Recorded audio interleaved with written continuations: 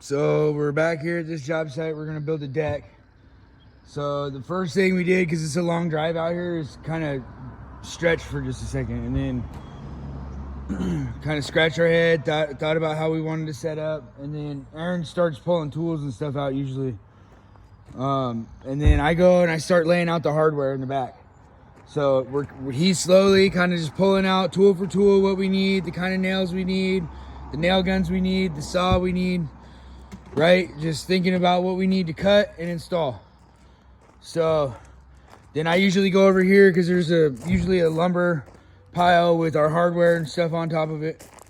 So I went over here, I grabbed a box of hardware, and then I slid out back with it is what I did, right? And so I came back here.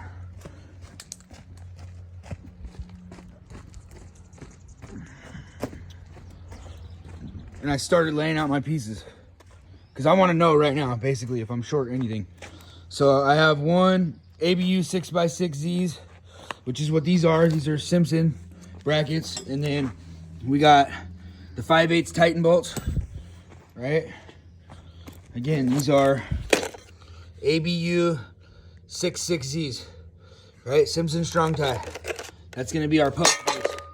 This is going to be almost, it's basically a second story deck because this crawl space is so tall. So it's basically a second story deck. You got two sliders up there, right? Anyways, I laid one out by every footing. I've already kind of looking at the plans prior to being at this job site. I know the general shape of the deck.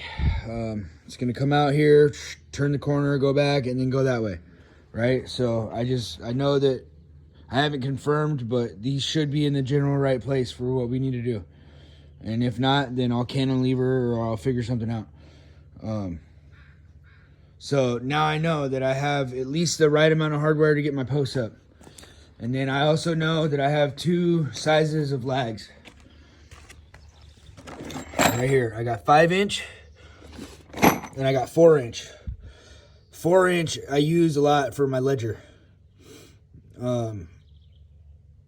And every once in a while, just a bad cup in a board or something, then I'll use a longer one just to pull things a little bit more tight. But you don't want them sticking too far through this backside. So if that's 1.25 inch rim, you know, I don't want to be sticking way through the back of that. You know what I mean? So, and then up here you can see the top plate. And this is where your DTT 1Zs need to be attached to. You could technically go to a stud, but there's only 3 nails down through this, right? If typical framing, there's 3 nails down through here. And then there's some shear nails. And yeah, that's going to hold some strength. These double top plates have massive nails all the way through them. Nailed multiple zones, plus nailed down through the joist. Usually, because most framers are going to shoot down through here, shoot down through there. So that's me when I'm framing. I usually put 2 on this side, 2 on this side, and then I go 2 through the top. This way, right? And then I do the same thing here. Bam, bam, bam, bam, bam. And then when you think about where your rim's gonna sit, which a lot of times we're using the minimum size lumber for this company, which means we usually have to install a block on the bottom of our joist in order to get the right height to get through this right here. But we make it happen regardless. So if it was me and it was my design, I would probably choose to go 1 lumber size up. So if it's a 2x8, I'd at least want to use a 2x10, and that would get me to the right height in order to attach this without putting a ugly block on the outside. So again, that's me if it was my situation that I was personally responsible for. A DTT 1Z is a deck tension tie. And, oh, I'm about to fall over. They come in a kit right here. Deck tension tie installation kit. If you look at the picture on the box, they're definitely into double top plate. So you want to look up your actual specifications on that. But if you look at the picture here, it's showing through here into the double top. It's installed same spot through the siding. So you definitely want to be into something solid back there. And the whole idea is that your lags your lags are gonna hold your ledger on the wall, right? And then on there, you're gonna have a hanger that sits on your ledger, right? These nails here are usually 1.5" Tico nails, which are fatter than regular framing nails, so they're gonna hold a lot of strength here. But because they're only usually 1.5" to 2.5" inches deep, they don't hold a lot of pressure here. Plus, it's usually toenails through the end of your board that's helping hold that pressure down so your joist isn't popping up and out, which doesn't hold very much out pressure, right? Gravity kind of keeps you down, and then these keep you pinned in place. And if you look, see right there, it tells you double shear nail, right? So you need to pay attention. If some people use the Simpson screws, and you need to be using minimum 2.5, but you probably want the 3-inch screws to go through that, because it's supposed to go at an angle and pop out the back side of the board right here, bam, into your ledger. And that helps hold your joist down into there, right? So then what this does is, if you look, it's attached to the bottom of the joist and into something solid, and that's going to keep your joist from pulling this way, right, off of the ledger and then failing, right? Because in the worst case scenario, you know, they say if there's a party and all of a sudden, you know, 4th of July fireworks were going off over here in the water, and the homeowners all ran out here and caused that forward inertia, or whatever term, specific term, because everybody likes to be super specific with the terminology, but whatever that force is, right, this way, then technically it could heave this off of the ledger, right? So you're supposed to have those within 2 feet of the ends, and every 20 feet center to center. So that's the basics of what we're doing. And again, this is me, how I'm setting up in order to make sure I have enough stuff to get rolling. And if I'm short a couple hangers, that's fine. What I'll do is I'll just tack them into place, and at lunch I'll go get them.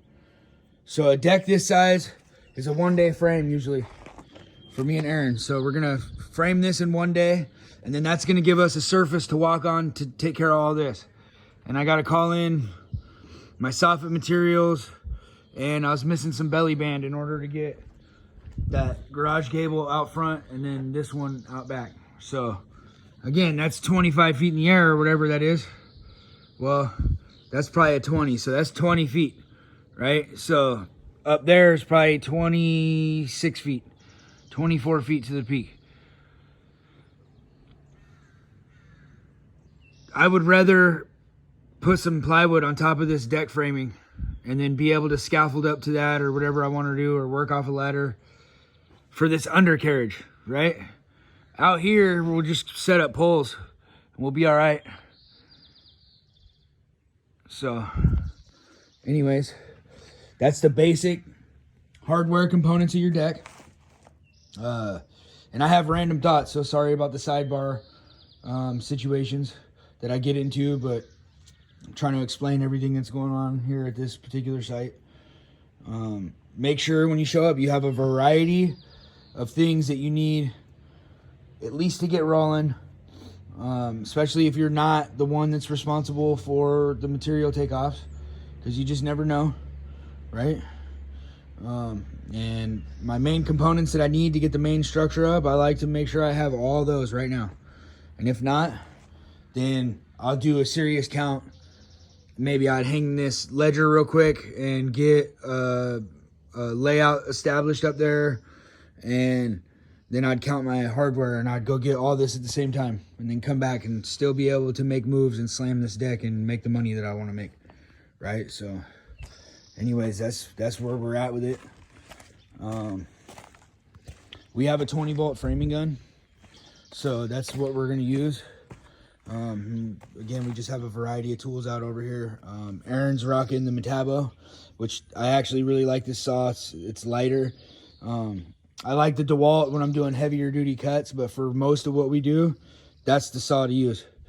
My only real complaint is I feel like the hook could be a little bit better, and I don't like this. Sticks out too far. Should be shorter. I might, if I had one of these, I'd probably cut that off. It's a little bit too pokey and long for me.